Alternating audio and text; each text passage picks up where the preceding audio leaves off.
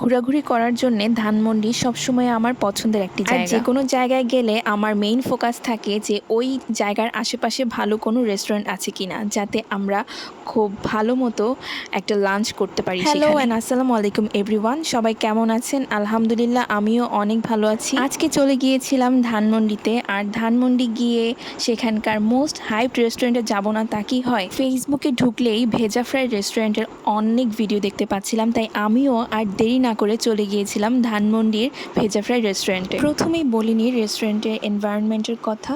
ফুল রেস্টুরেন্টটা রিক্সা পেইন্ট থিমে করা, friends family নিয়ে বিকেলে আড্ডা দেওয়ার মতো খুব সুন্দর একটা প্লেস এটা। বাঙালি খাবার যদি আপনার পছন্দ হয় তাহলে অবশ্যই আপনারা এই ভেজা ফ্রাইয়ে যেতে পারেন, কারণ এখানে সব রকম বাঙালি খাবারের আইটেম আপনারা পেয়ে যাবেন। আমি ট্রাই করেছিলাম তাদের চিকেন চাপ যে প্লেটারটা আছে সেটা, এর সাথে ছিল চিকেন চাপ, লুচি আর রাইস, সাথে ছিল সালাদ আর ছিল শাহি টুকরা। খাবারের টেস্ট সম্পর্কে যদি বলি, আমার কাছে ভালোই লেগেছে, শুধু তাদের যে শাহি টুকরা আছে সেটা আমার কাছে একটু খারাপ লেগেছে, বাট এছাড়া সব কিছু ভালো ছিল। আর তাদের খাবারের কোয়ান্টিটি যে পরিমাণ দেয়, আসলে সেটা সেই রকম খাদক না হলে একজনের পক্ষে খেয়ে ওঠা সম্ভব না। ছবি তোলার জন্য তো আমার কাছে একদম বেস্ট একটা প্লেস মনে হয়েছে এটাকে, আর আমি তো অনেক ছবি তুলছিলাম এখানে বসে বসে। যেহেতু আমি সেদিন উত্তরা থেকে ধানমন্ডিতে গিয়েছিলাম এবং ফার্স্ট টাইম আমি ভেজা ফ্রাইয়ের খাবার ট্রাই করেছি, সো ফার্স্ট টাইম হিসেবে ভেজা ফ্রাই আমাকে একদমই ডিসঅ্যাপয়েন্ট করেনি। আমার তাদের ফুড অনেক ভালো লেগেছে, তাদের এনভায়রনমেন্ট খুবই ভালো লেগেছে। ধানমন্ডিতে গেলে হয়তো বা আমি নেক্সট টাইম আবার যাব তাদের ভর্তা প্লেটারটা ট্রাই করার জন্য। Thanks for watching my video.